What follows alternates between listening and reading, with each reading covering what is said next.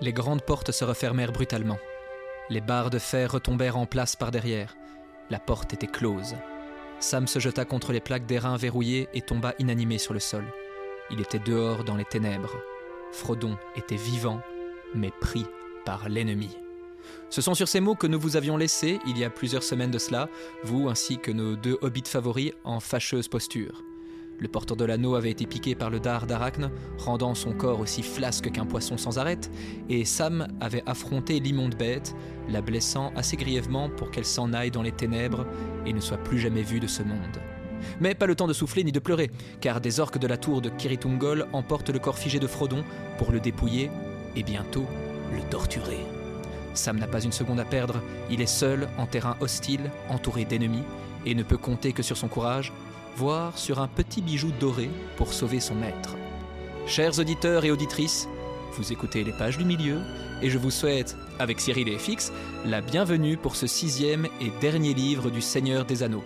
Comment allez-vous, Cyril et FX ? Écoute, ça va super. Je suis en pleine semaine de déménagement. Je suis ravi de vous retrouver. Tu es rapide, Je dois faire mes résumés sur une table, une simple table dans un salon vide. Ton résumé sur une table, mais qu'est-ce qu'on t'oblige à faire, mon pauvre ? Entre 2 couches de peinture. Ce que je veux dire, c'est que je suis dans une maison hobbit toute vide, avec absolument rien autour de moi. Mais c'est super, je suis vraiment très content. Il fait froid dehors, il fait chaud dans mon cœur quand je suis avec vous. Oh. Il en fait trop. Eh bien moi ça va et j'ai un nouveau micro, donc je suis aussi rapide comme toi, Cyril. Oui, d'ailleurs, merci beaucoup parce qu'effectivement, nous avons dû... en fait, il y avait un micro qui n'était pas à nous. On a dû donc en racheter un et grâce à l'argent du Tipeee, ça a pu déjà bien le rentabiliser. Enfin, bien le rembourser. Donc, merci beaucoup à ceux et celles qui nous ont fait des dons jusqu'ici. Voilà à quoi servent vos dons. Ce n'est pas que pour nous acheter une bière de temps à autre ou un croissant le matin quand nous enregistrons. Ou des vacances aux Maldives. C'est surtout pour nous permettre d'acheter du matériel de qualité, du nouveau matériel que nous n'avions pas. Et aussi, il faut le dire parce qu'on en a parlé quelques fois récemment, et on sait que c'est une information qui vous intéresse grandement, nous permettre de nous acheter des bouteilles d'eau, car le scandale de l'eau empoisonnée en Belgique n'en finit pas. On n'en parle pas à la télévision, on n'en parle pas à la radio, on nous cache des choses. Mais tout ce qu'on sait, c'est qu'il vaut mieux éviter de boire de l'eau du robinet. Du coup, nous achetons nos bouteilles Sparren ou Chaudfontaine, des grandes sources de Belgique, que nous vous invitons à goûter. Pourtant, l'eau, enfin, c'est un problème dans notre monde à nous, mais ce sera pas un problème que pour nous. Vu qu'on se lance pour nos 2 hobbits en terre du Mordor, on va peut-être un peu se sentir comme eux dans les semaines à venir. C'est exactement ça, je me disais, on est un peu comme Sam et Frodon, on manque d'eau dans des régions souillées. Mon Dieu. L'eau a une place très importante dans les chapitres que nous allons lire ici. Mais toi, Julien, tu n'as pas dit comment tu allais ? Tu vas bien ? Eh bien, je vais magnifiquement bien, surtout qu'aujourd'hui, c'est le jour de la sortie de cet épisode, c'est le 24 décembre, et c'est là que nous fêtons le réveillon. Eh bien, cet épisode sortant donc le 24 décembre, nous en profitons pour vous souhaiter à toutes et à tous un très joyeux Noël, de très belles fêtes de fin d'année, et nous glissons d'ailleurs un petit mot pour un de nos abonnés, Fabien, à qui nous passons le bonjour, ainsi qu'à sa copine, qui nous avait demandé il y a de cela plusieurs semaines si nous voulions bien lui faire un petit coucou dans le podcast. J'espère qu'elle lui fera un beau cadeau pour Noël et qu'il sera content de ce qu'il recevra. Alors installez-vous confortablement, chers abonnés, encore merci pour vos dons, nous vous invitons comme toujours à nous suivre sur nos réseaux, à parler de nous, à vous installer confortablement pendant ces périodes de fête, pour nous écouter bien au chaud lorsque vous avez du temps devant vous pour vous reposer. Enveloppez-vous dans votre plaid, saisissez une boisson chaude et profitez de la quiétude de votre foyer, car nous allons plonger, pour les semaines à venir, au cœur d'une terre dévastée et stérile, où tout n'est que poussière, où l'air que l'on y respire n'est que vapeur empoisonnée, une terre dont même 10 000 hommes ne viendraient pas à bout et qui renferme l'unique moyen de détruire l'anneau de pouvoir. Nous entrons au Mordor avec ce 11e chapitre, la tour de Kirith-Ungol.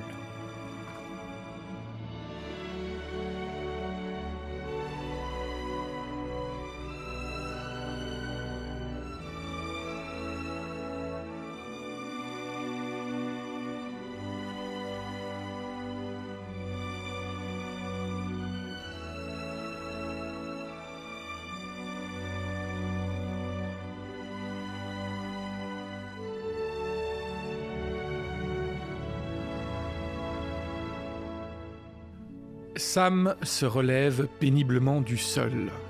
Il a dû être assommé en se jetant contre les portes de bronze de la forteresse orque. Il se souvient maintenant de son désespoir, et nous aussi nous nous souvenons, la dernière fois que nous l'avions vu, il s'était jeté sur cette forteresse où Frodon avait été vraisemblablement emmené.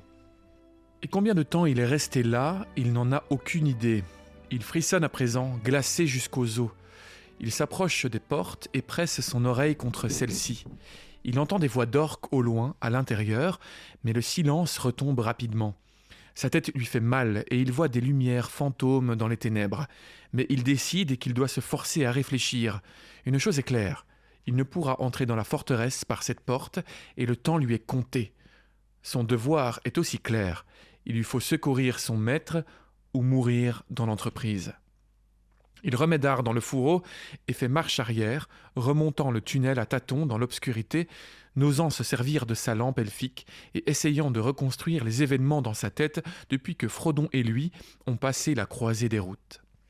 Il se demande quelle heure il est, car il a perdu tout le compte des jours. Il se trouve dans un pays de ténèbres où les jours du monde semblent oubliés et tout ce qui y entre l'est aussi. C'est un peu comme ça que je me sens un lendemain de 31 décembre pour le coup. Pourquoi ? Dans les ténèbres, je ne sais plus où on est. Je me souviens juste de mon voyage avec mes amis jusqu'à une certaine croisée des chemins et puis tout est sombre, je me réveille dans une terre étrangère, hostile. Avec un gros mal de tête, des ombres dans ta vision. Et... Ouais, c'est ce qui nous pend au nez dans une semaine, tout ça. C'est ça, une difficulté à Cette année, on va essayer de faire mieux. On va plutôt espérer se réveiller cette année comme Frodon à Fontcombe après avoir accompli sa mission périlleuse. Avec plein d'amis qui ouvrent la porte et qui... Ne me rendez pas triste, je ne passe pas le nouvel an avec vous. D'ailleurs, tu m'as invité dans une conversation elfique, je ne serai pas là. Désolé. La soirée de l'année, pourtant. Ça, c'est quand on décide de jouer au théâtre le soir du Nouvel An. Mais Ouais, au final, désolé. tu seras bien mieux loti que nous et ce sera très agréable. D'ailleurs, s'il y a des Liégeois dans nos auditeurs, je joue à Liège le 31 décembre, je fais ma petite pub. Au théâtre de Liège. Voilà. L'impresario de Smyrne de 20h30 jusqu'à 22h30, Voilà. suivi d'un petit banquet, d'un petit buffet. Tiens, c'est la première fois qu'on donne des infos si précises sur nous. Ça tombe, il y aura des auditeurs à la présentation. Ce serait très très drôle. Sam se dit à lui-même « Je me demande s'ils pensent jamais à nous et ce qui leur arrive tout là-bas », en parlant évidemment du reste de la communauté. Au dehors, dans le monde, midi approche au 14e jour de mars. Aragorn vient de quitter Pélargir à la tête de la flotte noire, Merry chevauche avec les Rohirrim, pendant que de Minas Tirith, les flammes montent. Pippin voit grandir la folie dans le regard de Denethor. Et malgré leurs soucis et leurs peurs, leurs pensées se tournent constamment vers Frodon et Sam. Ils ne sont pas oubliés, mais ils sont au-delà de toute assistance et pour lors, aucune pensée ne peut venir en aide à Sam. Il se trouve entièrement seul. Encore un petit rappel cher à Tolkien de la simultanéité des événements. C'est super intéressant. Donc à ce moment-là, la bataille de Minas Tirith vient de commencer. Sam traverse le tunnel d'Arachne pour enfin ressortir de l'autre côté. Dehors, il règne un calme inquiétant. L'immense flot de vapeur qui s'élève du Mordor se répand vers l'ouest en un bas plafond que la sinistre lueur rouge éclaire encore par en dessous. Sam lève les yeux vers la tour d'Orc et aperçoit à ses étroites fenêtres des lumières semblables à des petits yeux rouges. Il se demande si c'est là un signal. Il est saisi d'un effroi, mais il lui faut trouver l'entrée principale de cette terrible tour et malgré ses genoux faibles et tout son corps le poussant à fuir, sa volonté le pousse à grimper et à retrouver la fente où il s'était caché des orques venant trouver le corps de Frodon. Il s'arrête alors et s'assied. Sans réfléchir, il sort l'anneau et le glisse à son doigt. Il en sent aussitôt l'énorme poids, et il sent à nouveau, mais plus fort et plus pressant que jamais, la malveillance de l'œil du Mordor, fouillant, tentant de percer les ombres ourdies pour sa propre protection, mais qui à présent lui nuisent, confortant son inquiétude et son doute. Fait intéressant, effectivement, Sauron a relâché des vapeurs, des nuages, une ombre en fait pour conforter l'avancement de ses troupes, et maintenant elles lui sont... un problème, puisque ça lui permet de moins de voir à travers son propre territoire. Ouais. Et donc, il ne peut pas. Ça permet à Sam et à Frodon de mieux se faufiler, quoi. Ce qui est une bonne chose, encore. Ce n'est pas la première fois que Sauron va être entravé par ses propres machinations. Ouais. On le découvrira d'une manière plus ou moins subtile au long de ce chapitre, et a posteriori, en revoyant l'histoire, on va se rendre compte que Sauron souvent va lui-même mettre des embûches sur son propre chemin et accélérer, voire causer sa perte. Comme auparavant, Sam constate que son ouïe est plus fine, mais que sa vue paraît floue et dissipée. Il entend au loin les gargouilles de l'araignée. Et plus proche, dur et clair, il entend des cris et des chocs métalliques. Il saute sur pied et se précipite contre la paroi en bordure de la route. Une compagnie d'orques arrive. Ou du moins, le croit-il un instant. Il comprend vite que ces bruits ne viennent pas de la route, mais de la tour elle-même. Secoué d'un frisson, il s'efforce d'avancer. Visiblement, il se trame quelque diablerie. Frodon est peut-être là, en train d'être torturé, tourmenté ou même tailladé sauvagement en pièces. Sam tend l'oreille, et tandis qu'il écoute, une lueur d'espoir vient à lui. Impossible de s'y tromper. On se bat dans la tour. Chagrat et Gorbak en sont venus au coup, se dit Sam. L'espoir que lui inspire cette idée, si mince qu'elle soit, le pousse à avancer. Il a peut-être une chance. Son amour pour Frodon l'emporte sur toute autre pensée. Alors, oublieux du danger, il s'écrie « J'arrive, monsieur Frodon !» Il s'élance vers le sentier et gravit la pente en courant. Au-delà, la route tourne à gauche et plonge abruptement. Sam vient d'entrer au Mordor. Il retire l'anneau, désirant d'y voir plus clair. Devant lui s'étend un pays hostile, dur et cruel. À ses pieds, la plus haute crête de l'Efelduat s'abîme en 2 hauts précipices dans une sombre gorge, derrière laquelle s'élève une autre chaîne, beaucoup plus basse, dont l'arête découpée présente des entailles et des aiguilles de roche, tels des crocs dessinés en noir devant la lueur rouge de l'arrière-fond. C'est la sinistre Morguet, l'anneau intérieur des défenses du pays. Loin au-delà, mais presque en droite ligne, par-delà une grande mer de ténèbres piquetées de feux minuscules, se voit un intense rougeoiement, d'où s'élèvent d'immenses volutes de fumée tourbillonnantes, rouge cendre à la base, noire au-dessus, là où elles rejoignent l'enflure du plafond de nuages qui recouvre toute la terre maudite. Ça, c'est l'Orodruin, la montagne de feu. De temps à autre, les fourneaux s'échauffent loin en dessous de son cône de cendres, et des torrents de roches en fusion se déversent par jets convulsifs, sortant des crevasses qui déchirent ses flancs. Des coulées incandescentes se dirigent vers Barad-dûr, dévalant par de profondes rigoles, d'autres se faufilent dans la plaine rocailleuse, d'où elles finissent par se refroidir et rester comme des formes de dragons tordus, vomis par la terre tourmentée. C'est en cette heure d'épreuve que Sam contemple le mont du destin, et sa lumière cachée par le haut écran de l'Efelduat à la vue de ceux qui viennent de l'ouest, enflamme à présent la face sinistre des rochers, de sorte qu'ils paraissent baignés de sang. Donc voilà, une description du paysage du Mordor. Alors, je vous invite encore une fois, je l'ai fait beaucoup durant ces derniers épisodes, parce qu'on parle beaucoup de géographie, et le Mordor, c'est assez difficile dans la description de Tolkien, je trouve, de se faire une idée assez précise. Il y a peu d'indications sur les cartes d'ailleurs qu'on a. Le Mordor, c'est écrit Mordor, avec peut-être Barad-dûr et la montagne du destin, mais il n'y a pas du tout de... Parce qu'il y a beaucoup de forts, etc. en fait. Ouais, tout à fait. Mais dans l'Atlas de la Terre du Milieu, ce fameux Atlas là, relié, magnifique, dont je vous ai déjà beaucoup parlé, vous pouvez le trouver. Il y a une bonne visualisation du Mordor, et surtout on voit le chemin de Sam et de Frodo à travers cet endroit. Donc en fait, il faut imaginer que on a cette image du Mordor comme un carré entouré de montagnes. Donc l'Efelduat, c'est la principale chaîne de montagnes qui fait face à Minas Tirith. Mais derrière cette chaîne de montagnes, il y a une plus petite chaîne de montagnes qui lui fait directement suite. Et ça, on ne la voit pas sur toutes les cartes. Et c'est la chaîne Morguet, comme je viens de vous parler. En fait, ce qui empêche Sam et Frodon d'aller tout de suite vers la montagne du destin. Ils vont devoir remonter au nord entre ces 2 chaînes de montagnes pour passer par l'entrée, presque la Morannon, en fait, par l'entrée, les dents de la bouche de fer, comme on verra dans le prochain épisode. Mais donc là, ils sont entre ces 2 chaînes de montagnes, à cet endroit où il y a la tour. Ils sont entourés en fait de montagnes. Ça, je vous invite vraiment à aller le voir. C'est très clair, en fait, quand on a devant les yeux.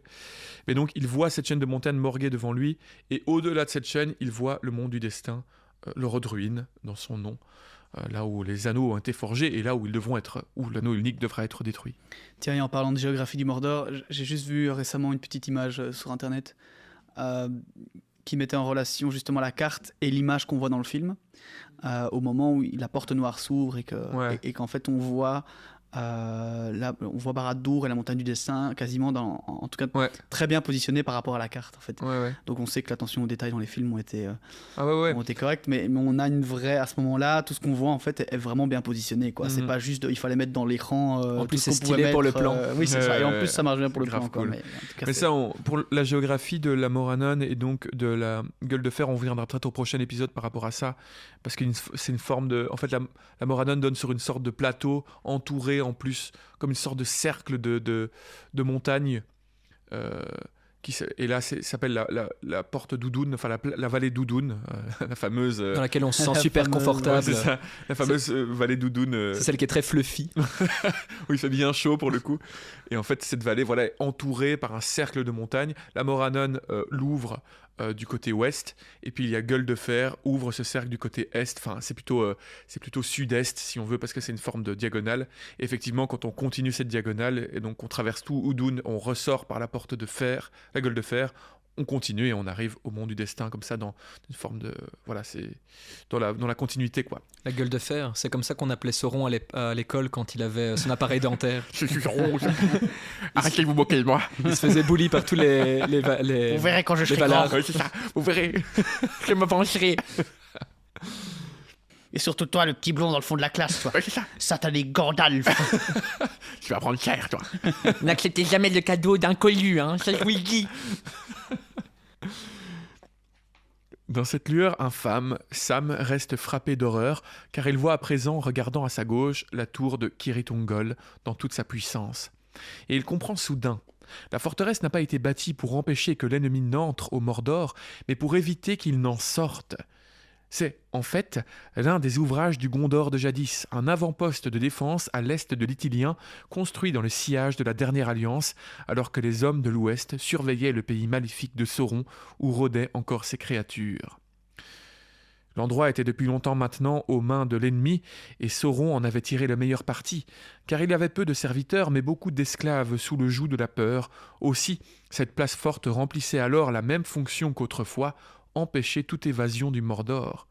Sam comprend à quel point il sera difficile de se faufiler sous ces remparts aux multiples yeux et de passer la porte attentive. Là, ça vaut peut-être la peine que justement on parle de ça. Je regardais avant l'épisode un peu l'histoire de ces forteresses, donc effectivement... Et nous en avions parlé même lorsque nous montions l'escalier précédemment. Tout à fait. On se posait la question, mais du coup, ça veut dire que les Gondoriens ont créé cette tour.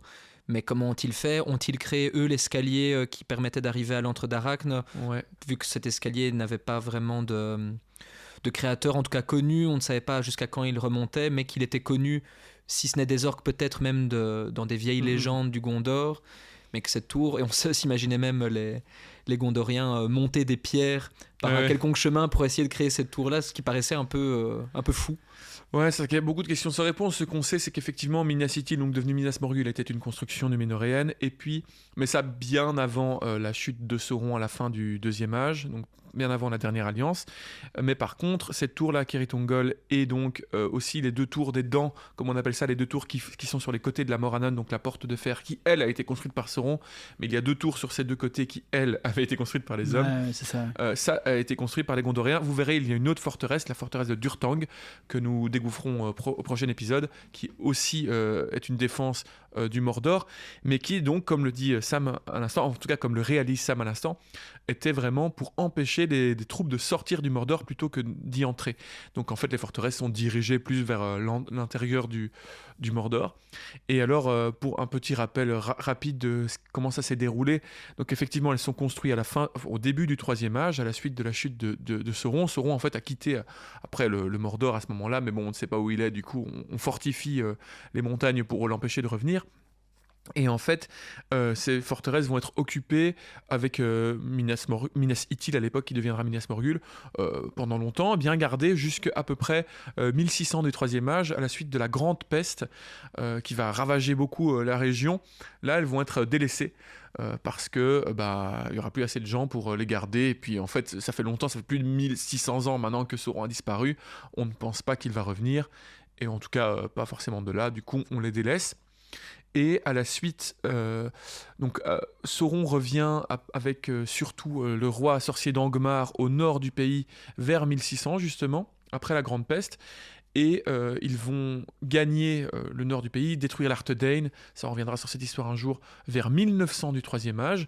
Mais ensuite, le roi sorcier va être vaincu, et il va redescendre vers le Mordor à partir de 1900. Le roi sorcier, il va conquérir avec les Nazgûl, début 2000 du Troisième Âge, Minas Ithil, qui va devenir Minas Morgul. Ensuite, je suppose qu'il y a des troupes déjà orques qui vont commencer à habiter les forteresses du Mordor, mais ce n'est qu'en 2900, je crois, du troisième âge, si je dis pas de bêtises, donc vraiment plus tard que Sauron va faire un retour définitif au Mordor, après avoir été vaincu à Dol Guldur par Gandalf et le Conseil Blanc. Et là, il va reprendre possession du Mordor vers 2900 du troisième âge, et il va fortifier et se révéler vraiment au Mordor à partir de 2950, je crois, du troisième âge, si mes souvenirs sont bons. Donc vraiment assez proche de la bataille de l'anneau, qui se situe début de 3000 du troisième âge. Donc assez tardivement. Donc effectivement, voilà, toutes ces constructions núménoréennes ont été désertées suite à la Grande Peste vers 1600, et vers 2000, Ithil devient Minas Morgul, donc est repris par les Nazgûl, et vers 2900, toutes les forteresses, etc., sont reprises vraiment définitivement, et Sauron se révèle en appuyant ses forces à cet endroit-là, vers 2950 du troisième âge. Voilà, vous avez un peu. Et donc, petit résumé que j'ai envie de faire avec vous là, parce qu'on a donc le Morannon, c'est la porte noire, ouais, c'est ça, avec les deux grosses tours anciennement construites par les Núménoréens, qui apparemment s'appellent, enfin les Dunedains plutôt, s'appellent Narcost et Carcost. Ouais, Carchost, je ne sais pas si on dit Chost ou Cost, mais Narcost et Carchost. Un peu plus loin, on a le Karak Angraine, qui est donc une forteresse, ou Karat Gorgor en français, je crois qu'ils traduisent bêtement, mais je pense que Karat Gorgor et Kirit Gorgor et Karak Angraine sont les mêmes choses. Mais Kirit Gorgor, c'est le nom. C'est le nom qu'on donne à la rencontre. C'est plutôt le nom de la région, Kirit Gorgor. Ok. C'est le nom qu'on donne en fait à l'endroit où les deux chaînes de montagnes du nord et de l'ouest se rencontrent, voilà, et là où il y a la Morannon en fait. Donc je me reprends, le Karat Kirit Gorgor, c'est l'endroit où les deux chaînes de montagne, en soi, celle qui va un peu plus à l'est, Sleret Litui, et celle qui est à l'ouest dont on vient de parler, qui est l'Efel Duath, se rejoignent, et au milieu, donc on parle vraiment un peu plus loin que la Porte Noire, au milieu il y a cette fameuse forteresse Karat Angraine. Donc les Portes Noires, plus loin les deux chaînes de montagne qui se retrouvent avec cette forteresse, et encore plus loin Ordruin et Barad-dûr. Et à l'est, on a donc Cirith Ungol et Minas Morgul. Et donc, on a encore une dont on a parlé, c'est Durtang, c'est ça ? Durtang, en fait, oui, on le verra, c'est un château en fait qui se trouve vraiment sur la chaîne de l'Eiffel Duat, vraiment proche de la Morannon, qui mène et dont un chemin arrive à la gueule de fer qui ouvre sur le plateau de Loudoun. Ouais, donc je vous invite vraiment à aller regarder sur une map, parce qu'il y a vraiment beaucoup plus de forteresses et de trucs dans le Mordor. Mais je me permets de te reprendre, mais Karat Angraine, c'est aussi le nom du col en fait. C'est pas une forteresse, c'est aussi le nom du col qui sépare le plateau de Gorgoroth justement et la vallée de Loudoun. Voilà, c'est des noms géographiques ça plutôt que des forteresses. Je profite de ces précisions géographiques et géographiques pour revenir juste un instant sur la Grande Peste dont tu fais mention dans l'univers de Tolkien. On en avait, je pense, parlé il y a dans un lointain épisode où on parlait de la remontée en puissance d'Angmar. Fut un temps, si ça se trouve, ça date de l'épisode où nous avions été dans les Galgal.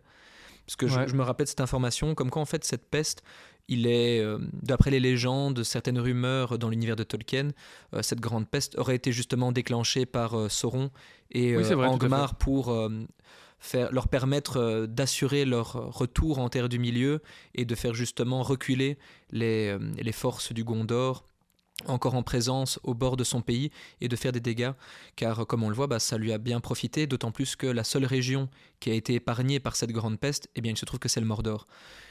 Tandis que le Rohanion a été décimé, le Rohan, le Gondor, toutes ces zones en ont énormément souffert.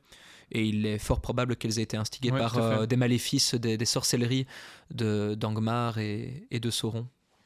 Mais c'est vrai, tout à fait. Et juste pour, comme ça on en finit avec le truc géographique, comme ça vous comprenez bien, je reprends les informations des fixes que je mêle aux miennes. En fait, donc, nous avons la Morannon, cette porte qui a été créée par Sauron avec la tour des Dents, qui se trouve au nord-ouest, à la rencontre des deux chaînes de montagnes nord et ouest. Cette rencontre, on l'appelle Cirith Gorgor, c'est le lieu, là où il y a la Morannon avec les dents, c'est vraiment le lieu de cet endroit. La Morannon ouvre sur la vallée de Loudoun, qui est une vallée qui est entourée d'un cercle de montagnes, et elle se finit, cette vallée de Loudoun, de l'autre vers quand on la traverse, à Karat Angraine, cette région qu'on appelle Karat Angraine, là où il y a ce passage qu'on appelle la gueule de fer, qui est le passage qui qui donne sur la vallée d'Oudoun de ce côté-là. Parce que c'est ça, j'allais te reprendre rapidement. Comme tu dis, c'est le nom du passage, mais il est fortement fortifié. C'est ça, tout à fait. C'est la gueule de fer, c'est parce qu'il est fortifié, c'est pour ça qu'on appelle ça la gueule de fer. Mais l'endroit se note Karak en graine. Et Durtang, comme on en a parlé, cette forteresse, c'est une forteresse qui est sur les Fels du Had, donc sur la côte, sur la chaîne de montagnes ouest, qui descend vers le sud, et qui est juste à côté de cette vallée de l'Oudoun, dans les montagnes, et elle a un chemin qui mène à la gueule de fer, puis qui mène sur la vallée de l'Oudoun, puis qui mène sur la Morannon. Voilà. Et Durtang fut construit par les Gondoriens. Tout à fait. Voilà. On y reviendra peut-être une autre fois. L'épisode prochain, on ira. La parenthèse géographie a été assez longue, je crois. Ce qui permet de s'y retrouver aussi facilement, c'est le simple mot Kirit. En fait, ça vient du Sindarin et ça veut dire littéralement passage. Oui, on avait déjà. Par exemple, Kirit Ungol, c'est le passage de l'araignée. Kirit Gorgor, c'est le col hanté. C'est une petite info qui permet de s'y retrouver plus facilement parfois quand on a des confusions dans les différentes appellations. Mais voilà. Maintenant, si vous allez sur une carte pour voir tout ça, vous comprendrez. Vous comprendrez un peu plus tous ces noms qui d'habitude ne nous disent rien du tout. Les pensées de Sam se tournent vers l'anneau, mais il ne trouve que du danger et de la peur. À peine arrivé au vu du mont du destin, il constate que son fardeau a changé. À mesure qu'il approche des grands fourneaux où celui-ci avait, dans les profondeurs du temps, été façonné et forgé, le pouvoir de l'anneau grandit. Il devient plus âpre, indomptable, sinon par une volonté extrêmement puissante. Et Sam, tandis qu'il se tient là, bien que l'anneau ne soit pas à son doigt, mais suspendu à la chaîne qu'il a au cou, se sent plus grand que nature, comme revêtu du nombre de lui-même, démesurément haute, sinistre menace dressée sur les remparts du Mordor. Il sent que dorénavant, il n'a plus que deux choix. Refuser l'anneau et s'exposer à son tourment, ou le revendiquer et défier la puissance assise dans son repère noir au-delà de la vallée des ombres. Déjà, l'anneau le tente, entamant sa raison et sa volonté. Les rêves les plus fous se présentent à lui, et il se voit Sam sagace, le fort, héros de notre âge, arpentant les terres assombries avec une épée flamboyante, rassemblant les armées sous son drapeau, tandis qu'il vole à la conquête de Barad-dûr. Alors, tous les nuages se retirent, le soleil darde ses rayons blancs, et à son commandement, la vallée de Gorgoroth devient un jardin de fleurs et d'arbres plantureux. Il n'a qu'à mettre l'anneau et le revendiquer pour lui-même, alors toutes ces choses seraient à sa portée. Mais c'est l'amour pour son maître, qui à travers cette épreuve lui permet de rester ferme, mais aussi ce simple bon sens de hobbit qui au fond de lui-même demeure invaincu. Il sait en son fort intérieur qu'il n'est pas de taille à supporter un tel fardeau, en supposant que ses visions ne soient pas un simple leurre. Un tout petit jardin, celui d'un jardinier libre, tel était son unique besoin et son seul dû, non un jardin érigé en royaume, travaillé de ses propres mains, et non commander celle des autres. Sam sait que ses visions sont un piège, et il sait qu'il doit maintenant continuer. Il se met alors à descendre lentement. Il se faufile sous les murs même de la tour, d'où il peut entendre, sans aide extérieure, les cris et les tumultes de la bagarre.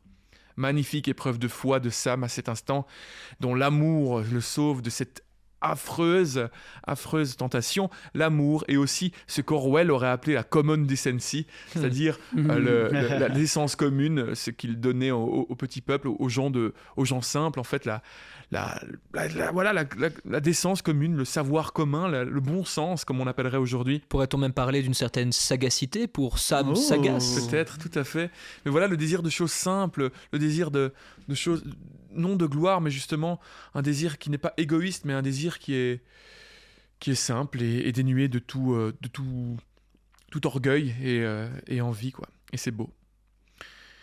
L'amour et la simplicité. Voilà le message de Tolkien. Sam a parcouru environ la moitié du chemin quand deux orques sortent en courant de la porte sombre dans la lueur rouge. Mais ils ne se dirigent pas vers lui. Ils tentent de rejoindre la grande route, mais trébuchant dans leur course, ils s'affalent sur le sol et y restent immobiles. Sam n'a vu aucune flèche, mais il devine que les fuyards ont été abattus par d'autres orques postés au créneau, ou cachés dans les ombres de la porte. Il se remet en marche, serrant le mur à gauche. Un regard vers le haut lui confirme qu'il n'a aucun espoir d'escalade. La maçonnerie s'élève à 30 pieds, sans la moindre fente. La porte est le seul moyen.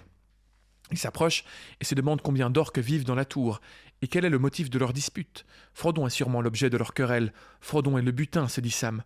La côte de mailles de Mithril! Cette pensée le frappe. Frodon la portait, et assurément Gorbac la convoiterait.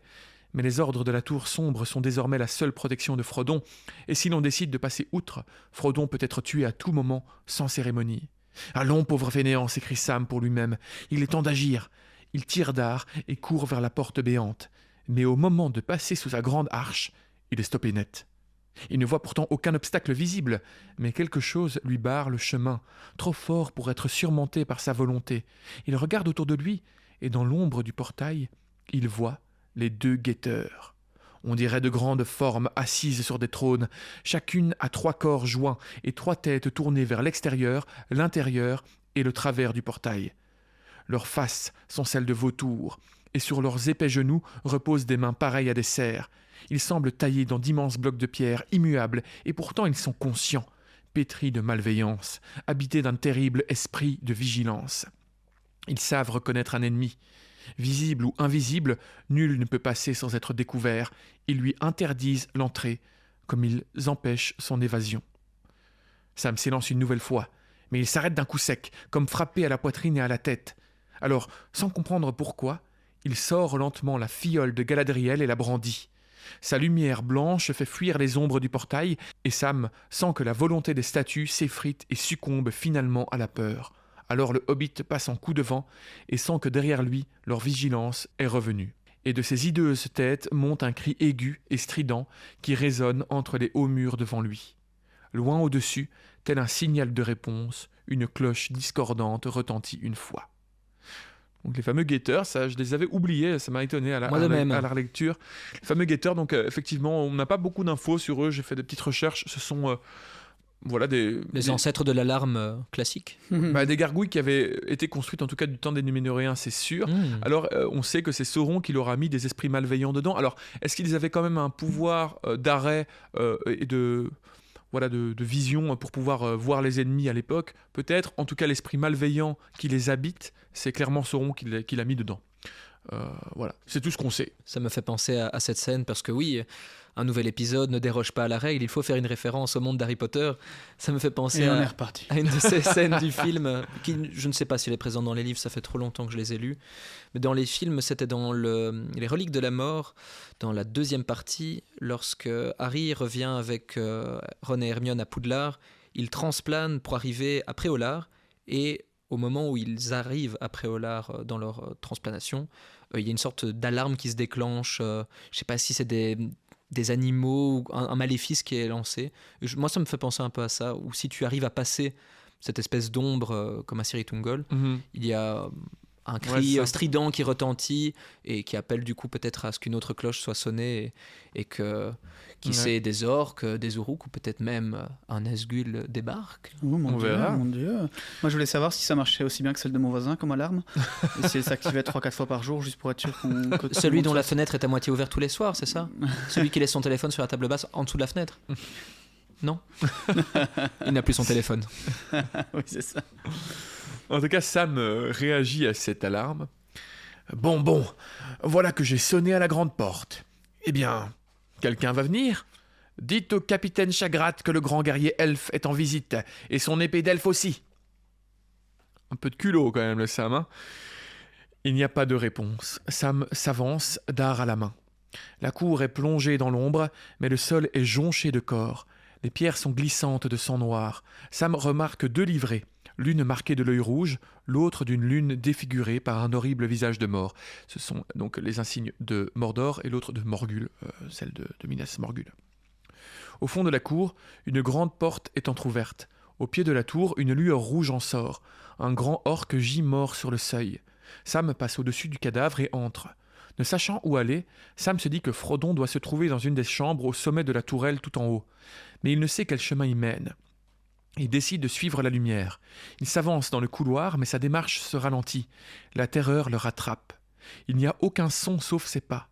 Les cadavres, le vide, les murs suintants et noirs, qui, à la lueur des torches, semblent dégouliner de sang, la crainte d'une mort soudaine tapie dans l'ombre d'une porte et, dans l'arrière-fond de sa pensée, la malveillance sournoise et attentive à l'entrée de la tour. C'en était presque trop pour lui. Il s'efforce de penser à Frodon et avance. Il passe la lumière des torches et se trouve devant un grand portail voûté au bout du couloir lorsqu'il entend un hurlement venu d'en haut, un horrible cri étranglé. Il s'arrête net, puis des échos retentissent au-dessus de lui.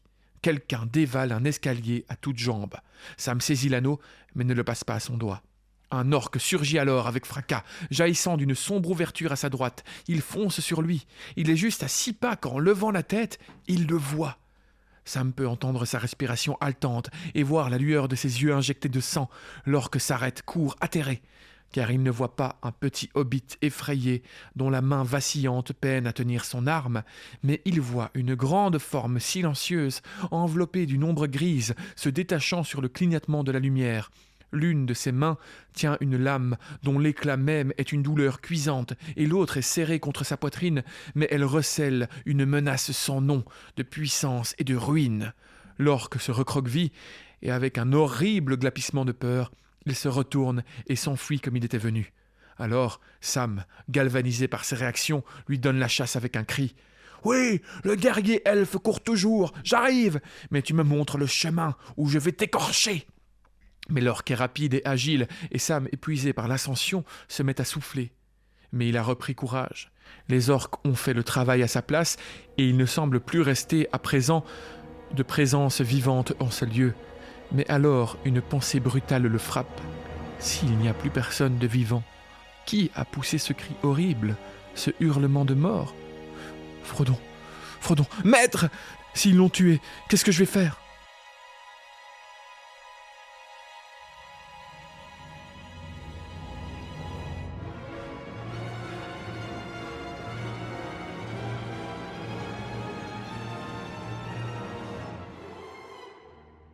Sam monte encore. Hormis en quelques rares endroits éclairés par des torches, il fait noir partout. Le hobbit essaie de compter les marches, mais après 200, il perd le compte et se fait tout discret, car il entend des voix venant d'en haut. Tout d'un coup, l'escalier arrive à sa fin. Sam reste immobile. Les voix sont à présent fortes et proches. Il regarde autour de lui. Il a grimpé jusqu'au 3e et dernier étage de la tour. À l'autre bout de la pièce où il se trouve, 3 portes, une à l'est, une à l'ouest, et une autre entr'ouverte d'où proviennent les voix. Elle amène à l'extérieur, sur une terrasse bordée de parapets. Au début, Sam n'écoute pas. Il regarde à travers une des fentes de la pièce pour voir en contrebas là où le combat avait été le plus féroce. Toute la cour est bourrée d'orques morts, ou de leurs têtes, ou encore de leurs membres découpés. L'endroit empeste la mort. Il est caché dans l'ombre, derrière la porte d'où proviennent les voix. Un grognement suivi d'un coup et d'un cri le renvoie d'un bond dans sa cachette. Une voix d'orque s'élève, remplie de colère, et il la reconnaît immédiatement. C'est celle de Chagrat, le capitaine de la tour. « Tu ne veux pas y retourner, Snaga, espèce de petite larve. Si tu crois pouvoir te moquer de moi, tu te trompes. Viens par ici, et je te fais sortir les yeux de la tête, comme je viens de le faire à Radbug. Et quand d'autres gars arriveront, je m'occuperai de toi. Je t'enverrai à Arachne, tiens. » « Ils ne viendront pas. Pas avant que vous ne soyez morts, en tout cas. Je vous ai déjà dit qu'aucun des nôtres n'était sorti. Ils ont été abattus. Je l'ai vu de la fenêtre, je vous dis. » « Alors il faut que tu y ailles. Je dois rester ici de toute façon. Je suis blessé. Que les Puits Noirs emportent cet ignoble rebelle de Gorbag.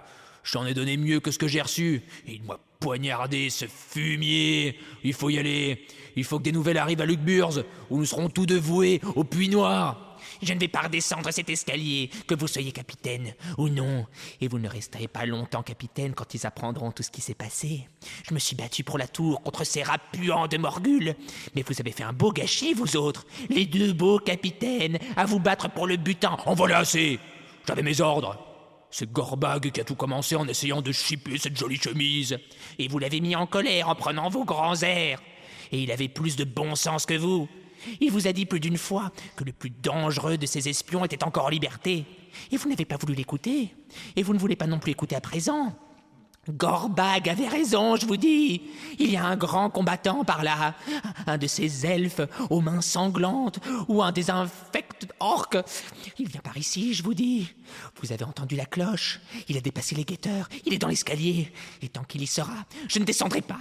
Fussiez vous-même un Nazgûl, je n'irai pas. Ah, c'est donc cela. Tu feras ceci et tu feras pas cela. Et quand il arrivera, tu déguerpiras en me laissant tout seul. Mais que non. Je te flanquerai d'abord des trous de verre rouge dans le ventre. Le plus petit orque jaillit alors de la porte de la tourelle, suivi par Chagrat, un grand orque aux longs bras dont l'un semble blessé. Sam, toujours caché, a la brève occasion de voir son hideuse gueule barbouillée de sang. De ce qu'il comprend, Shagrat poursuit Snaga autour du toit jusqu'au moment où, l'ayant esquivé, l'orque plus petit se rue avec un glapissement dans la tourelle et disparaît. Shagrat s'arrête alors. Dans l'ombre, Sam peut maintenant le voir haletant. Il tient un ballot dans l'une de ses griffes, certainement son trésor. Il sort un long poignard de son autre griffe sur lequel il crache. Il va ensuite à une des ouvertures taillées dans le mur pour regarder dans la cour extérieure en contrebas. Par 2 fois, il crie, sans qu'aucune réponse ne vienne. Tandis que Shagrat est courbé, Sam n'a plus le temps de la réflexion. Il pourrait se glisser par l'autre porte, mais pas sans être vu, et il ne peut jouer à cache-cache avec cet hideux orque. Il fait ce qu'il a sans doute de mieux à faire. Il bondit à la rencontre de Shagrat en poussant un cri. Il ne tient plus l'anneau, mais celui-ci est présent, pouvoir caché, menace pour les esclaves du Mordor, et dans sa main, il a Dar, dont la lueur frappe les yeux de l'orque comme le scintillement des étoiles. Shagrat ne peut en même temps se battre et tenir son trésor. Il s'arrête, dénudant ses crocs dans un grognement. Puis, il bondit de côté à la manière des orques, et comme Sam s'élance sur lui, il se sert du lourd ballot comme d'un bouclier et d'une arme, le lançant brutalement dans la figure de son ennemi. Sam chancelle, et avant qu'il n'ait pu se ressaisir, Shagrat vient de passer comme une flèche pour dévaler l'escalier. Sam lui court après, jurant, mais il s'arrête vite. La pensée de Frodon lui revient bientôt, et il se rappelle que l'autre orque est reparti à l'intérieur de la tourelle. Il se trouve de nouveau devant un choix terrible, et il n'a pas le temps de réfléchir. Si Shagrat s'échappe, il trouvera vite de l'aide, et il reviendra. Mais si Sam le poursuit, l'autre orque pourra accomplir là-haut quelque acte horrible. Il se retourne vivement et remonte l'escalier 4 à 4. Je me trompe encore, je suppose, mais mon boulot est de monter jusqu'en haut, quoi qu'il puisse arriver ensuite. Loin, en dessous, Shagrat bondit le long de l'escalier, traverse la cour et franchit la porte, portant toujours son précieux fardeau. Si Sam avait pu le voir et connaître ce que cette évasion causerait, peut-être aurait-il agi différemment. Car nous nous souvenons dans l'épisode précédent que c'est le trésor qu'emportait Shagrat jusqu'à son maître à la tour de Barad-dûr qui va arriver dans les mains de la bouche de Sauron et qui va se retrouver quelque temps après devant la porte noire, devant nos héros qui arriveront quelques jours plus tard, car là nous nous retrouvons un petit peu dans le passé par rapport au dernier chapitre. Pour l'instant c'est la bataille à Minas Tirith là. Encore, oui. Mais donc c'est comme ça que Monsieur la bouche de Sauron s'est retrouvé avec ce Bardaf. Tout à fait. Mais Sam a l'esprit fixé à présent sur le dernier stade de sa recherche. Il s'avance jusqu'à la porte de la tourelle et la franchit. Elle ouvre sur des ténèbres. Mais bientôt ses yeux écarquillés perçoivent une lueur indécise à droite. Elle provient d'une ouverture qui mène à un autre escalier, noir et étroit. Celui-ci paraît monter en suivant l'intérieur du mur circulaire de la tourelle. Une torche brille quelque part au-dessus. Sam commence à monter à pas de loup. Il parvient à la torche coulante, fixée au-dessus d'une porte qui fait face, à gauche, à une fenêtre en hauteur donnant sur l'ouest. L'un des yeux rouges que lui et Frodon avaient vus d'en bas à la sortie du tunnel. Sam franchit vivement la porte et se hâte de gagner le second étage, craignant à tout moment d'être attaqué par Gollum par derrière. Il arrive près d'une fenêtre donnant sur l'est et d'une autre torche placée au-dessus de la porte d'un couloir au milieu de la tourelle. La porte est ouverte et le couloir est noir, hormis le reflet de la torche et la lueur rouge qui filtrait de l'extérieur par la fente de la fenêtre. L'escalier s'arrête là et ne monte pas plus haut. Sam se glisse dans le couloir. Il y avait une porte basse de part et d'autre. Toutes deux sont fermées à clé. « Un cul-de-sac » murmure Sam. « Et après toute cette grimpée, cela ne peut être le sommet de la tour. Mais que puis-je faire à présent ?» Il redescend en courant à l'étage inférieur et essaie d'ouvrir la porte sans succès. Il court derechef en haut et la sueur commence à dégouliner sur son visage. Il sent que les minutes mêmes sont précieuses, mais elles s'échappent une à une et il ne peut rien faire. Il ne pense qu'à son maître, ne désire qu'un seul aperçu de son visage, un seul contact de sa main. Enfin, fatigué, se sentant finalement vaincu, il s'assied sur une marche sous le niveau du sol du couloir et courbe la tête dans ses mains, en silence. La torche finit par s'éteindre et les ténèbres le recouvrent. Et puis, doucement, à sa propre surprise, là, à ce qui semble être la fin de son voyage, une chaleur envahit son corps et le pousse à chanter un vieil air enfantin de la comté, des bribes des vers de M. Bilbon qui lui reviennent comme des visions fugitives de son pays natal. Et puis soudain, une nouvelle force s'élève en lui, tandis que des paroles de son propre cru viennent spontanément s'adapter au simple air. Là-bas, dans l'ouest, sous le soleil et sous l'arbre en bouton, le printemps rit, la fleur s'éveille au chant du gai pinson. Ou bien c'est la nuit sans nuages et les étoiles percent, tels des joyaux sur les ramages des êtres qui se bercent. Et si mon voyage achevé, les ténèbres m'enserrent, par-delà les monts escarpés et les bastions de pierre, le soleil brille pour toujours et les étoiles demeurent, je ne dirai adieu au jour que mon espoir ne meure, et... Mais il s'arrête soudain. Il croit avoir entendu une faible réponse.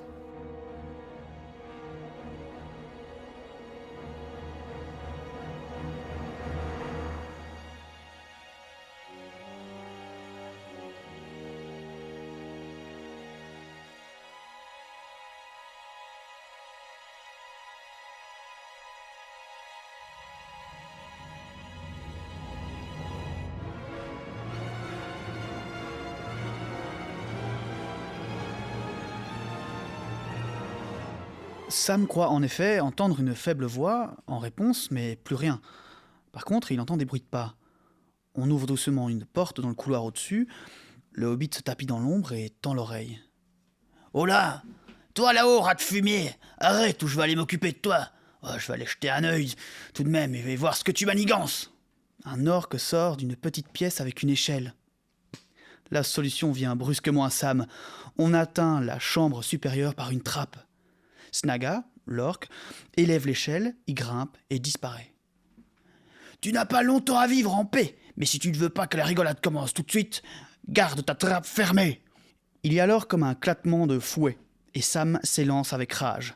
Il monte l'échelle comme un chat. Une forme noire d'orque se tient au-dessus. Elle lève un fouet pour la seconde fois, mais le coup ne retombe jamais. Sam bondit à travers la pièce, dard au poing. L'orque fait volte-face, mais avant qu'il puisse agir, Sam tranche la main qui tient le fouet. Hurlant de douleur et de peur, l'orque le charge. Sam rate le coup suivant et perd l'équilibre, bascule en arrière et se cramponnant à l'orque. Avant qu'il puisse se remettre sur pied, il entend un cri et un choc sourd. Poc ! L'orque, dans sa hâte sauvage, a trébuché sur le haut de l'échelle et est tombé par la trappe ouverte. Ce n'est pas la première fois, enfin, ce ne sera pas la dernière fois plutôt, qu'un adversaire va chuter malencontreusement dans un trou, causant sa perte et permettant à nos deux héros de survivre. C'est vrai. Ouais. Est-ce qu'on serait pas un peu 2 chapitres en avance, là? Oui. Sam ne lui accorde donc plus aucune attention car il court à la forme repliée sur le sol. C'est Frodon. Il est nu, étendu comme évanoui sur un tas de chiffons infects. Son bras est relevé pour abriter sa tête et en travers de son côté court une vilaine marque de fouet. « Frodon, monsieur Frodon bien-aimé !»« Oh !» cria Sam, presque aveuglé par les larmes. « C'est Sam, je suis arrivé !»« Suis-je encore en train de rêver ?» murmure Frodon. « Oh, vous ne rêvez pas du tout, maître. C'est moi, je suis arrivé. » Alors, je ne rêvais pas, après tout, lorsque j'ai entendu ce chant en bas et que j'ai essayé de répondre. Était-ce toi ? Sam, s'efforçant d'avoir l'air aussi gai qu'en ouvrant le rideau de cul-de-sac un matin d'été, lui dit qu'il n'en a pas fini avec lui. C'est une chose de l'avoir trouvé, maintenant il faut le sauver. Il explique à Frodon. « Vous êtes en haut de la tour que nous avions vue d'en bas, près du tunnel, avant que les orques ne vous eussent pris. Je ne saurais dire combien de temps cela fait, plus d'une journée je pense. » Frodon n'en revient pas que cela fasse une journée et non une semaine. Il se souvient que quelque chose l'a frappé, et il s'est réveillé dans un sale état, avec des orques partout autour de lui. Ils venaient lui verser un liquide horrible et brûlant dans la gorge. Ils m'ont tout enlevé. Et puis 2 grandes brutes sont venues m'interroger. Elles m'ont questionné au point que j'ai cru devenir fou. Jamais je n'oublierai leurs griffes ni leurs yeux. Sam explique ensuite ce qui s'est passé dans la tour. Ils se sont querellés. Il devait y avoir ici 200 de ces sales créatures. Un peu beaucoup pour Sam Gamgee, on peut le dire. Mais ils ont fait tout le massacre d'eux-mêmes. Que faire maintenant ? Vous ne pouvez pas aller marcher dans le Pays Noir sans vêtements. Sam, ils ont tout pris, Sam. Tout ce que j'avais. Non. Non, pas tout, monsieur Frodon. Et la mission n'a pas encore échoué. Je l'ai pris. Et je l'ai gardé en sécurité. Mais je suppose que vous devez le reprendre maintenant. Maintenant qu'il y est, Sam éprouve une certaine répugnance à rendre l'anneau et à en charger de nouveau son maître. « Oh, tu l'as, Sam. Oh, tu es prodigieux !» Mais son ton change d'une façon étonnante. « Donne-le-moi tout de suite. Tu ne peux pas le garder. » Sam sort lentement l'anneau. « Mais vous êtes en pays de Mordor maintenant. Quand vous sortirez, vous verrez la montagne de feu. vous allez trouver l'anneau très dangereux et très dur à porter. Si c'est une tâche trop pénible, je pourrais la partager avec vous, peut-être. »« Non !» crie Frodon, arrachant l'anneau des mains de Sam. « Tu ne l'auras pas, voleur !» Il halète, fixant sur Sam des yeux écarqués de peur et d'hostilité. Puis, serrant l'anneau dans son poing crispé, il reste médusé. « Oh, Sam ! Oh, qu'ai-je dit ? Oh, pardonne-moi ! Oh, c'est l'horrible pouvoir de l'anneau. Oh, je voudrais qu'il n'ait jamais été trouvé. Mais ne te soucie pas de moi, Sam. Je dois porter le fardeau jusqu'au bout. On ne peut rien y changer. Tu ne peux pas intervenir entre moi et le destin. » Le destin. On a dit le mot magique. On sonne la cloche du destin, Non, c'est mais- bon, le mot est tombé. C'est vrai qu'en plus, dans ce chapitre particulièrement, en fait, maintenant, tous les chapitres, je dis ça à chaque fois, mais c'est tellement gros. Tu sais, Oui, la ça manière ressort à chaque fois. Non, mais hein. comme il est sauvé, tu sais, il arrive dans une tour, Et il y a des orques qui ils sont tombent. tous tués, tu vois, ils ont rien à faire. Oh bah ça tombe bien alors. Ils ont tout pris sur lui. Enfin non, c'est vrai que là, Sam avait l'anneau, mais enfin je sais pas, tout est... Il y a quand même toujours un petit coup de pouce, et on va le voir encore maintenant dans la suite du chapitre, mais aussi dans le chapitre suivant. Ouais. Il y a Tout il y le a- temps des coups de pouce. Maintenant qu'on regarde un peu avec ce prisme-là, quand bien même soit-il un prisme véridique, mais je pense qu'avec les lectures Ouais. qu'on a faites sur Tolkien, il y a clairement quelque chose. J'ai vraiment parfois l'impression de voir la main d'Iluvatar Ah oui, c'est à chaque clair. fois faire non, toi tu tournes à gauche, voilà, Ah, c'est toi tu vrai. tombes, oh, zut, toi tu meurs. Mais parce qu'on pourrait se dire ça pour tous les récits en se disant, bah tu sais, il y a toujours une part de hasard qui fait, mais là c'est quand même beaucoup quoi. Il y a beaucoup de choses qui ne dépendent même pas de leur action, qui ne dépendent que de leur chance. Énormément. Mais ouais, en tout cas, comme je le disais les autres chapitres, hein, c'est un prisme très intéressant par lequel voir en tout cas l'œuvre de Tolkien par rapport à ce que lui voulait inculquer. Et c'est vrai que ben, voilà, c'est assez, je trouve, présent et véridique quand on relit le livre comme ça.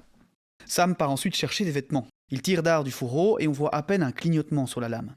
Il ordonne à Frodon de remonter l'échelle après être parti et de ne plus ouvrir la trappe tant qu'il n'aura pas dit le mot de passe.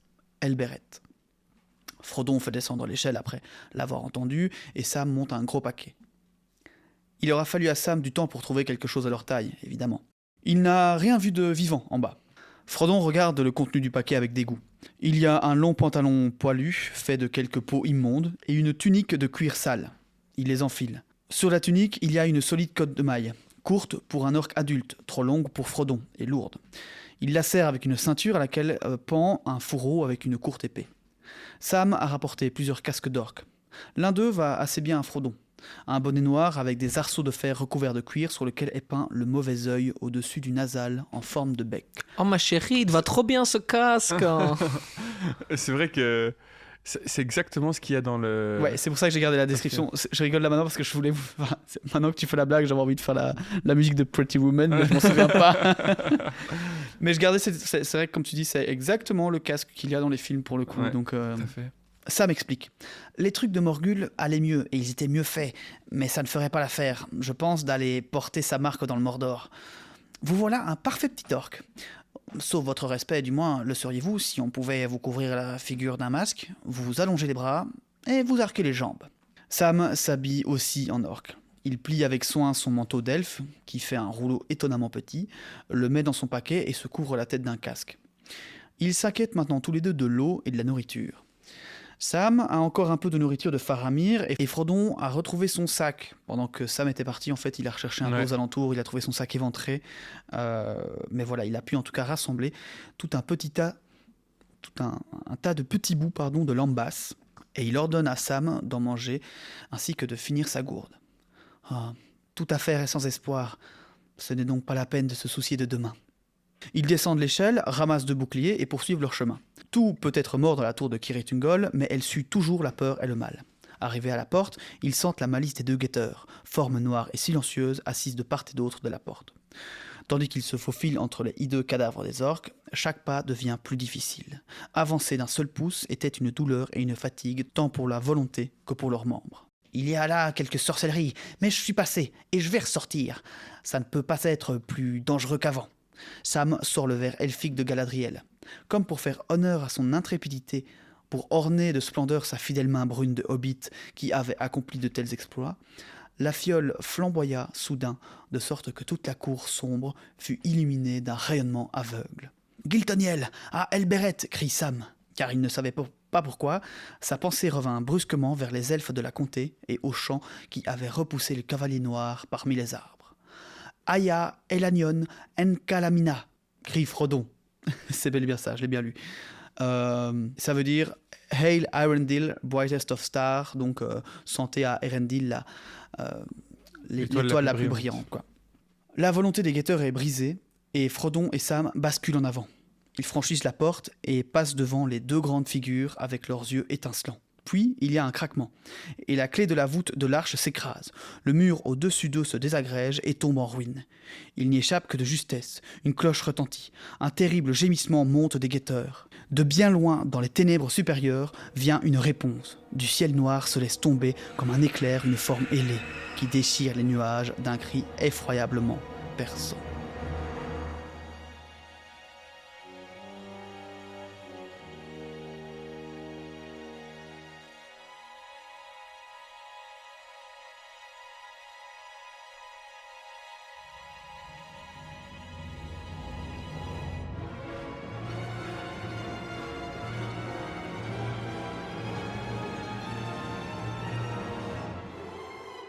La suite au prochain épisode.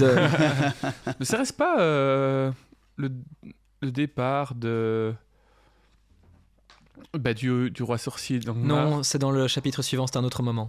Mais ce sera dans le chapitre suivant. Ils vont voir une ombre passer au-dessus d'eux qui sera explicitée comme la défaite du roi sorcier. Oui, non, la défaite. Pas la défaite, mais je pense qu'ici c'est bel et bien... le départ vers la bataille. Moi je pense que c'est un autre Nazgûl, non, c'est parce un autre que le roi Nazgûl. Sorcier est déjà là-bas, je pense. Il est déjà à la porte. Il est déjà sur place. avec... Là, c'est un autre Nazgûl qui va les poursuivre d'une certaine façon, en tout cas qui a été appelé à Kirith Ungol, justement, je pense, par le premier retentissement des guetteurs. Eh bien. En tout cas, sacré chapitre. Oui, assez dense. Assez dense et vraiment... De nouveau plein d'informations entre Sam évidemment qui résiste par sa volonté, sa sagesse et son amour pour Frodon au pouvoir de l'anneau, mais qui arrive à utiliser d'une certaine façon la puissance que lui confère l'anneau, en tout cas la puissance, le sentiment de puissance que lui confère l'anneau, ce qui lui permet de repousser, de mettre en déroute les quelques orques qui sont encore présents dans la tour, lui donner assez de courage. Malgré lui. C'est vraiment la forme que lui donne l'anneau, puisque donc, oui, il est dit que l'orque voit qu'il tient quelque chose dans sa main qui recèle d'une puissance, donc il sent un truc vraiment très menaçant. Puis il faut dire aussi que non seulement il a cet anneau, mais il a aussi la fiole de Galadriel qui a une certaine puissance. Puis Sam a mis en déroute Arachne précédemment, ce qui doit quand même un peu éveiller la curiosité des orques en présence, d'autant plus que dans le dernier chapitre où nous étions avec les deux hobbits, ils s'étaient tous deux, enfin les orques entre eux s'étaient dit que c'était quand même étrange et que l'araignée avait dû être mise en fuite par un être assez puissant. Un elfe, oui, il parle d'un elfe. Un elfe, car pour empêcher Arachne de terminer son repas, voire même de le commencer, c'est que ça devait être un grand guerrier, certainement elfe dans leur esprit, qui avait pu accomplir cet exploit. Sam Sagas, le brave. Ouais, et là ils sont partis donc pour une marche assez périlleuse. Quand même, on soulignera aussi la hardiesse de Frodon qui vient de se faire torturer pendant une journée, fouetté à sang, et qui va devoir se relever, s'habiller avec les habits de ses bourreaux pour marcher à travers un... Oui, c'est vrai qu'ils continuent, pour le coup, ils continuent alors que ils sont encore une fois dans... Mais je pense qu'on a déjà parlé du fait que l'anneau allait laisser des grosses marques sur Frodon. Et je pense qu'au mot qu'il va dire, peut-être à la fin de ce chapitre que j'ai peut-être pas gardé, et peut-être aussi au début de l'autre, que ce passage dans cette tour va aussi très fort le marquer, quoi. Ouais, tout à fait.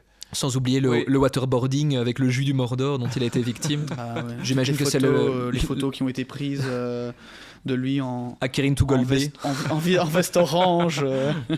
J'imagine que c'est le même type de breuvage maléfique qu'avaient dû boire Pipin et Merry lorsqu'ils étaient emportés par les orques vers chez Saruman. Maléfique, mais qui donne une certaine consistance et force, mais qui peut aussi donner des rêves troublés, des cauchemars, et qui peuvent peut-être aider à la torture. Mais tu n'as pas gardé ce passage où il parle de la nourriture orque, parce qu'il dit justement, il y a un petit passage à la fin de ce chapitre où il parle à Sam, où Sam lui dit mais vous devez être affamé ou quoi. Il fait mais en fait non, je dois être moins affamé que toi parce qu'on m'a nourri. Et il dit parce que Sam en fait Sam dit mais ces créatures se nourrissent pas ou je sais plus quoi, je sais plus comment il tourne ça. Et t'as Frodon qui dit mais si en fait elles sont vivantes, elles sont vivantes et d'ailleurs elles n'ont pas été créées par Sauron. Et là il sort la phrase évidemment qui est sortie qui a été beaucoup utilisée sur les réseaux par rapport à l'œuvre d'Amazon en disant Sauron ne crée rien mais il corrompt. Et il parle des orques en disant non, Sauron n'a pas créé ces créatures, il n'a pas donné la vie à ces créatures, il a simplement corrompu des créatures vivantes parce qu'il n'a pas le pouvoir de donner la vie à Sauron. Alors c'est un peu bizarre parce que normalement il n'a pas le pouvoir mais il crée quand même des dragons. Sauron, Morgoth. Enfin Morgoth, oui. Ouais. Mais et du coup il dit qu'ils ont faim, qu'ils ont besoin de manger et qu'effectivement ils mangent ce qu'ils trouvent, donc des trucs un peu dégueux, etc. Mais ils ont quand même de la nourriture comestible. Oui, et je pense que cette idée de fluide, comme tu dis, peut-être qui aide à la torture, je pense plus que c'est pas une nourriture spécialement adaptée aux hobbits et aux hommes, mais que pour eux, c'est l'espèce de gros truc de vodka bien nourrissant, et que toi t'es un petit hobbit, etc. Il explique que ça lui brûle la gorge, parce que je pense, c'est une image bien sûr, mais ça doit piquer, ça doit pas être agréable, mais en même temps, ça donne un coup de boost et ça leur donne de l'énergie, c'est ça, malgré tout. Et pour revenir, petite parenthèse sur les dragons aussi en soi ont été corrompus, on sait pas de quoi, mais je crois que ça vient aussi d'années de... C'est difficile, c'est on assez avait déjà flou, parlé, c'est assez flou parce que même les créatures des profondeurs, etc., ça ne semble pas être des créatures qui ont été créées par Ilúvatar. Qu'elles viennent plus en tout cas quand on pense à certaines créatures très anciennes comme les choses sans nom qui se trouvent dans le fin fond de la Moria, qui viendraient plus peut-être de la dissonance même de Melkor, de la musique, et qui serait cette expression physique de la discordance musicale plutôt qu'une création volontaire d'un être maléfique. Ouais, donc c'est assez particulier parce qu'effectivement la première discorde vient du fait que Morgoth n'obtient pas la flamme qui donne la vie, et donc ne l'a jamais normalement, mais il arrive quand même à donner la vie à certaines formes de créatures. Donc on sait pas trop. Ou alors il a vraiment corrompu simplement des beaux dauphins qui étaient dans les profondeurs, j'en sais rien. Et il a fait des trucs immondes, c'est possible. Des choses sans nom. Est-ce que ça, je pars vraiment dans la théorie, je pense un peu trop. Mais voilà, mais on pourrait se dire que Morgoth aurait été chercher des choses sans nom dans les profondeurs et on aurait fait des dragons. Enfin, comme je dis. Oui, c'est ça, mais ça tombe, c'était des créatures qui étaient bonnes, quoi. Parce qu'Ilúvatar n'aurait pas créé des créatures du mal. Même des choses sans nom, il aurait jamais créé une sorte de pieuvre étrange. Non, d'accord, mais je pense que dans ce que je veux dire dans la théorie, c'est qu'il aurait récupéré des choses sans nom qui auraient été créées par la dissonance et qu'il en aurait fait des dragons. Encore une fois, c'est une théorie très. On peut s'imaginer plein de trucs. Mais créées par la dissonance, ça, c'est en référence à notre théorie, la théorie que il y a. Mais du coup, si on accepte cette théorie, ça veut dire que la dissonance, donc le mal a une force créatrice, et ça va à l'encontre un peu de l'idée normalement originelle. Donc c'est un peu particulier. Il y a des zones troubles, notamment le fait que tu évoques ce point précis des orques.